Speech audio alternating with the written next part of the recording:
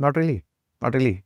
Because the bulk of, to be honest with you, a good amount of Indian coffee gets exported.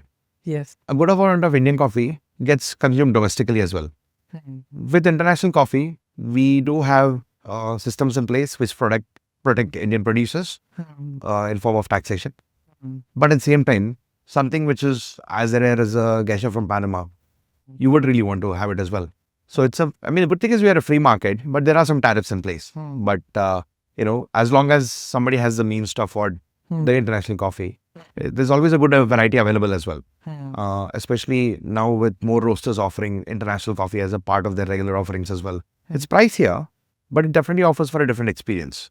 So in the end goal is, what are we? We're drug dealers in a sense, right? So the more people consume, the more happier we are.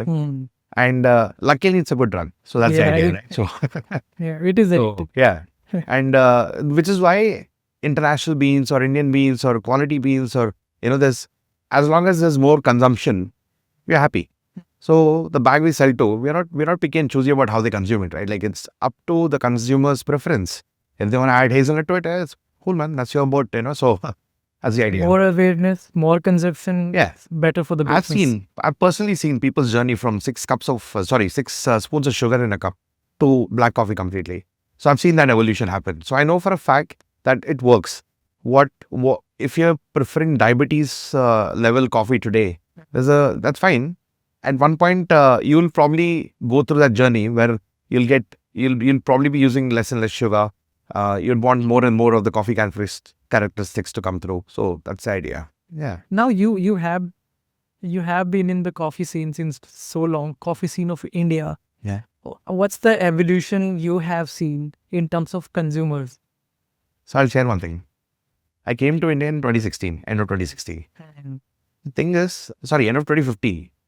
Now, when I had first come through, Brewtogai was not yet functional as a cafe. They had the roasting facility going on, but not roast, like the cafe part of it.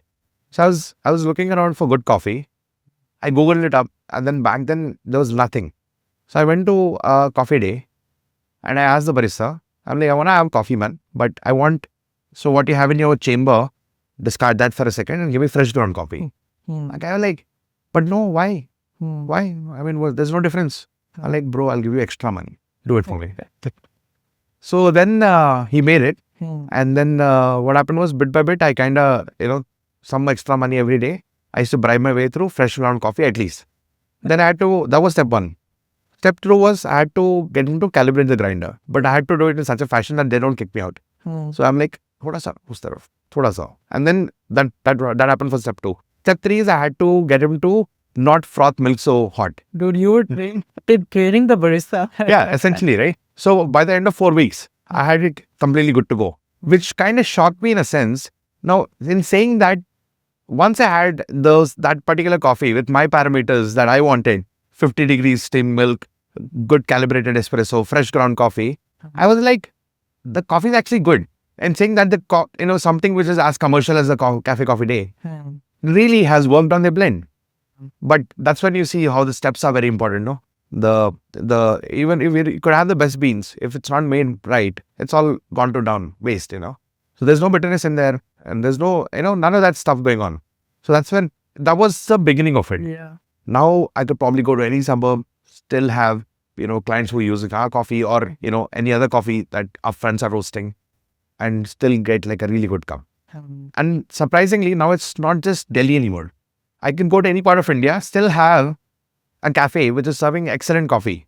And so much so that now, like, the options are going next level, So the last 1 year of Caribbean, I've been traveling a lot as a part of, finding more business, right? But it gave me like an education like no other. It gave me like a masterclass like no other. It gave me such a deep insight of consumer habits in different demographics, different cities, what they prefer. Something which is a tier 2 or a tier 3 are more, nuanced about what they're having. They wanted more lighter roast, more manual methods preferred, like Surat or Nagpur. Yeah. Crazy scene going on. That's incredible. And then you get to other spaces as well, like Raipur or even Lucknow or Jaipur. Right. Udaipur, all of these places, right? Everywhere it's a different consumption pattern, but it's super encouraging to see that people at least care now. So much so that now I get a lot of calls from people who operate high volume alcohol venues. Now they want to add coffee to it as well because they see a shift as well, wherein the restaurants are empty until the evening.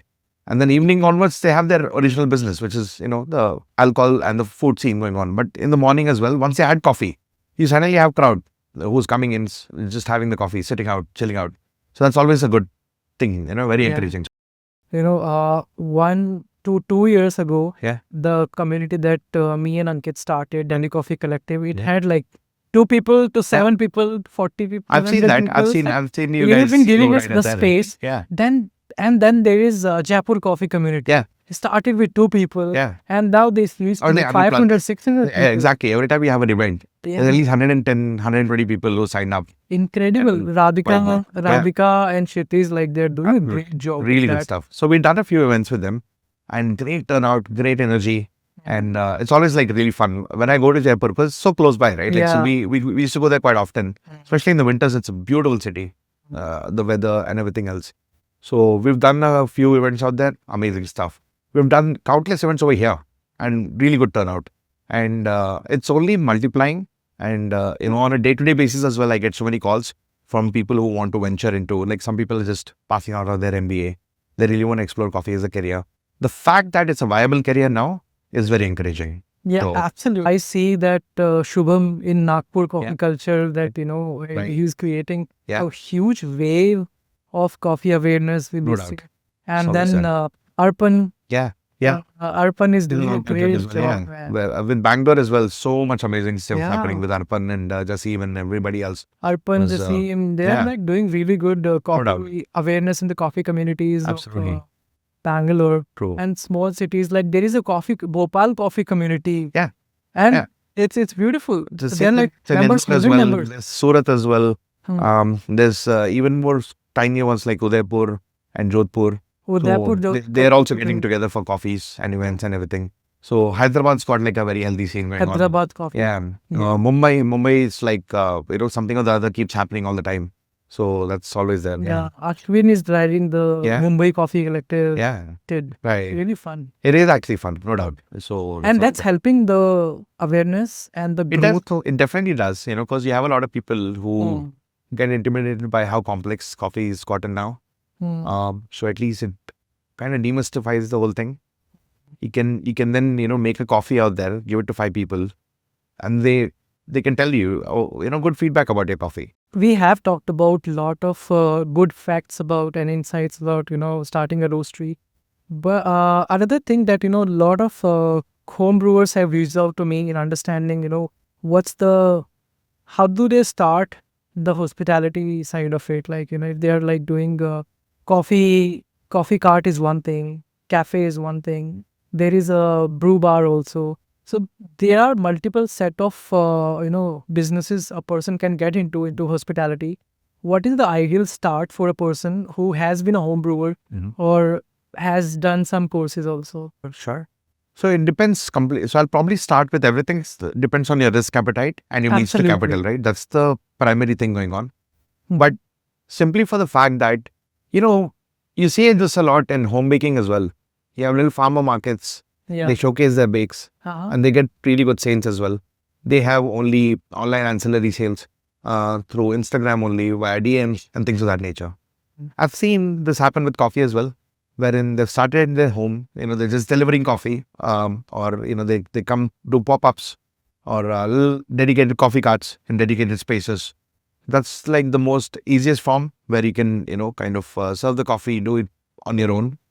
As you get into it, or if you want to just get one step ahead, you could probably have a neighborhood cafe. The fun part about a neighborhood cafe is it quickly develops into a community like no other. So one of the neighborhood cafes that I know of, which I was originally a part of, was Coffee Bond. So that started a couple of months before Blue Tokai did. Right. And the idea was to probably have something which is, which you find in Melbourne cafes, right? Like every suburb had like probably at least 20 cafes. And then it only caters to that particular neighborhood, really. So this particular one was, in the heart of Niti Bagh, Uday Park, all of those. So the same customers who I've seen on the first day are the same customers who are here as well, like even till this date. And along the way, there was like a good community that went up. And there were like different iterations that the cafe went through as well. So, but it started off in a very basic fashion, one room with chairs and tables and a machine, sort of. So it doesn't really take much. So for a roastery, it's a different vertical altogether. You're getting into, a product essentially. Right. But with the cafe, it's a different thing because you combine hospitality along with it. So I'll tell you one of the biggest pitfalls of hospitality. I've been in hospitality for 20 years now. One of the pitfalls of hospitality is when you don't chart out what you actually sold, what you actually wasted, what's actually unusable on a piece of paper and attach the rupee number to it. That's where most hospitality businesses fail, in saying that you must have done great business. At the end of the month, you're not making any profit out of it. That's more often than not in controlling these other expenditure, like pilferage or wastage or things like that. So paying attention to those is much easier, much more in control, and something that you can take care of head on, right? So if you're somebody who's new into hospitality, there's plenty of resources now. There's plenty of folks who can guide you through it. But it's always, as I said, right, like start small, understand your processes of your business better, and then move on to it. That's the idea. That's a good insight. I mean, not just cater to the hospitality aspect of it, but also how much can you be sustainable, repurposing the elements that you are using in the business, Right. and also how much can you keep an eye of keeping all the insights about. Absolutely. Right. That makes a lot of sense.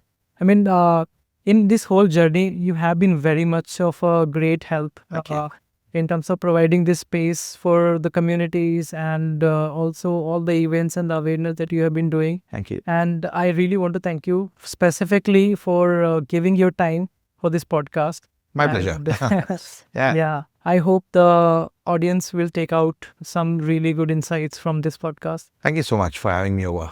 Thank you so much for watching Spilling Beans. And today, in today's episode, we spent time and deep dive into how to start a coffee roastery or how to start a cafe, how to become a coffee entrepreneur. And AJ was really great help in terms of providing the insights of what to do and what not to do to become a coffee entrepreneur. In the next episode, I will be deep diving into a new topic. So if you have something in mind that you want me to talk about, please drop down in the comments, and I'm going to make sure that, I find the right person to answer those questions. Thank you for watching.